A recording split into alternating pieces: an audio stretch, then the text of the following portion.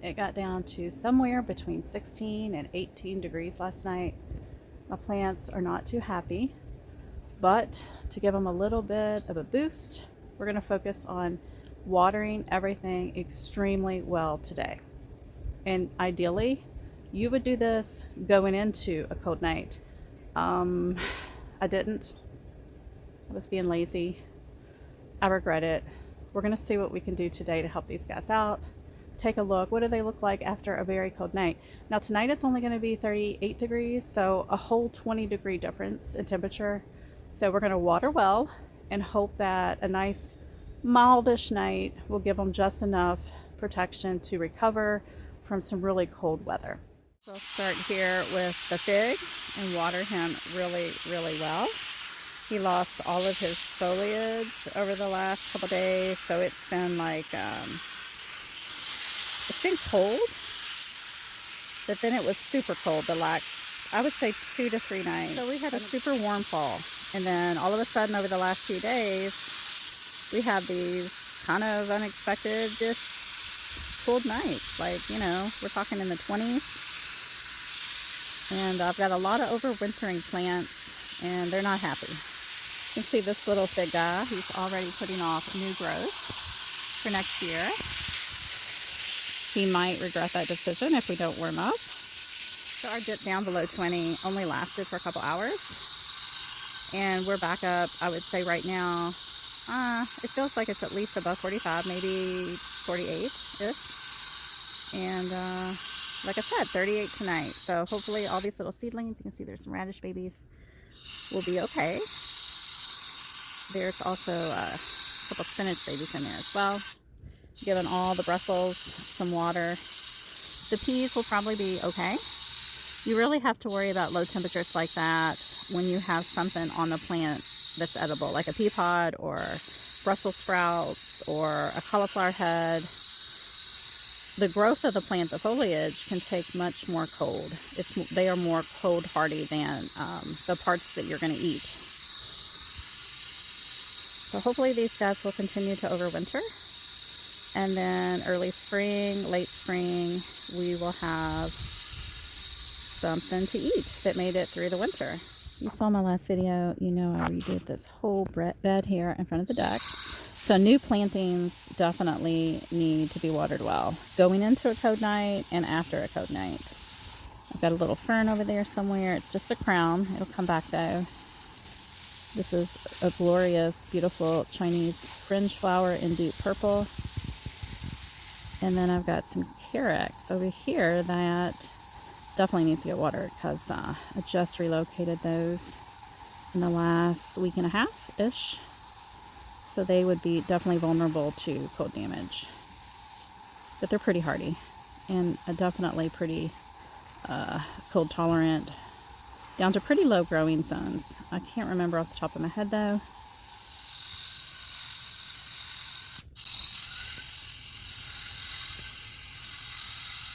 You can see most of the celery did take to the transplanting, which was about three-ish weeks ago maybe.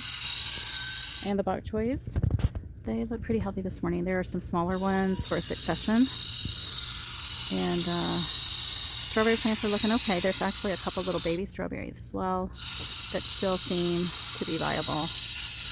Cabbages look a little weepy from that cold. Finally, the blue spice basil has been taken out. We've had a couple of very mild light frost nights in the last couple weeks, but this was still hanging on, I think, because it's so close to the house. But now it's gone, and just getting these guys watered. I notice I have some germination on spinach. Spinach can germinate in really kind of mild, low temperatures, which is nice for me. Hopefully these guys didn't get too traumatized last night. They are attached to the house here, so that gives them a little bit of warmth. And then look at this guy. This white rose bloomed on Thanksgiving Day. It was a bud that opened up. It was so pretty. I'll put some pictures here. If I had to prioritize either watering plants in containers versus plants in the ground, definitely water your plants that are in containers. They're going to dry out so much quicker than the plants that are able to access down deep with their roots into the earth. So definitely make sure your containers are well watered, even in winter. Even if there's nothing in there, you just want to keep that soil from getting hydrophobia or hydrophobic. So you got to water them, especially if there's plants. You can see the foliage there on my Yukon goats did die back, and that's okay. That could happen many times over the winter, but we should at least have doubled, maybe just what we put in there in the fall.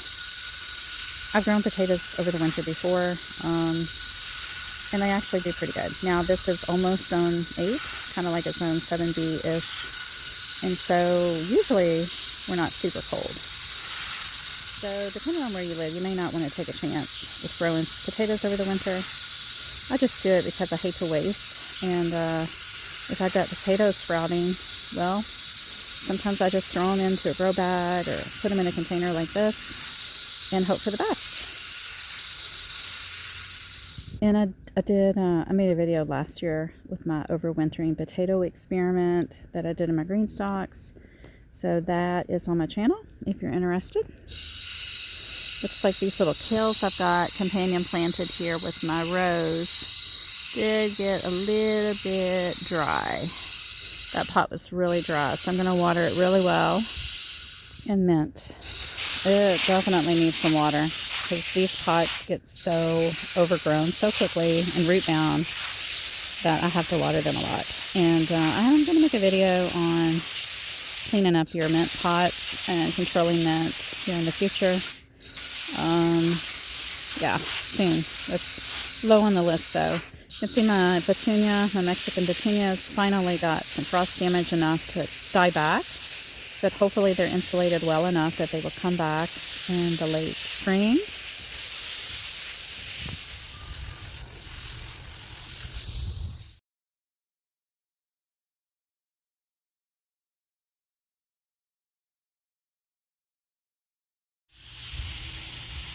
So we are getting every camellia really, really well watered.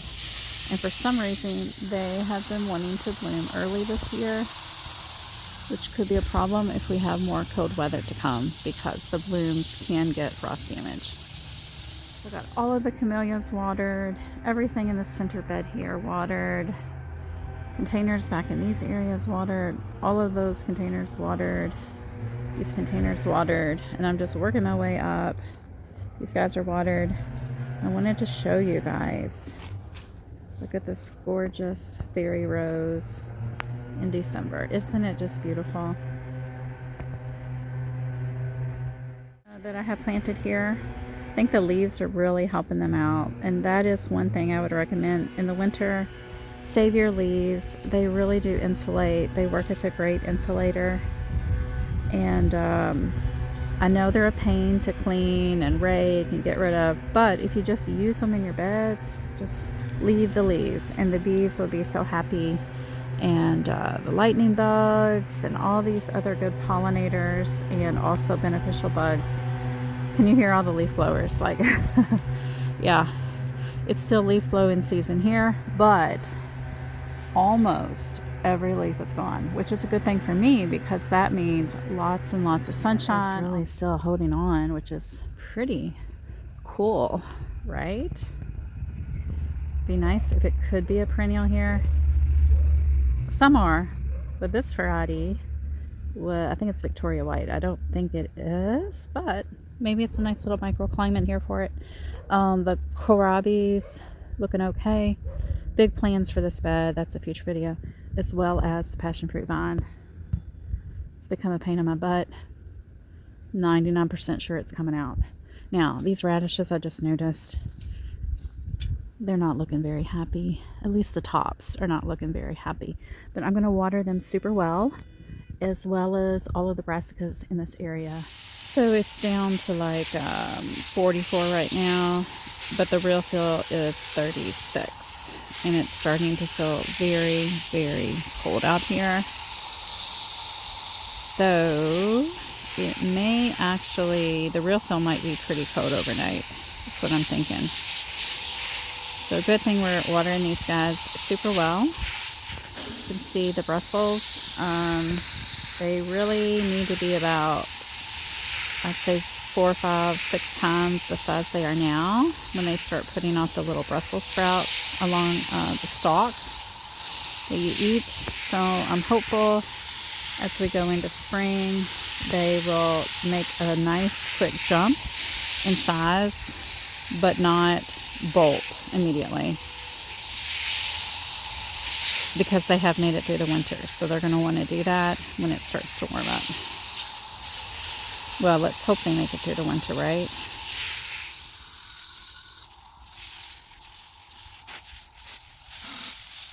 So all of the guys here look really rough.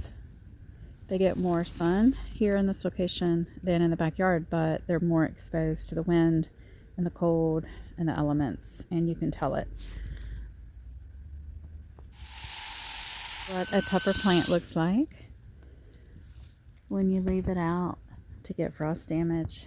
And yep, he's gone now, but he was a great plant, a really good plant. And these poblanos bit the dust as well. I knew they would. I mean, it was a long time coming, really. Now, in the last couple of weeks, we've had a bobcat roaming in the neighborhood. We've had a black bear. So I'm just waiting to see when I'm going to walk out and see a bear trying to eat my blueberries or destroy my garden. You just don't know. There's just too much development, too many forests and woods and areas being taken away from the animals. They just look horrible. Horrible. I'll probably have to pull a couple of them, if not all. And then look at the beans that got frost damage. You can still save them for seeds unless they're goo on the inside.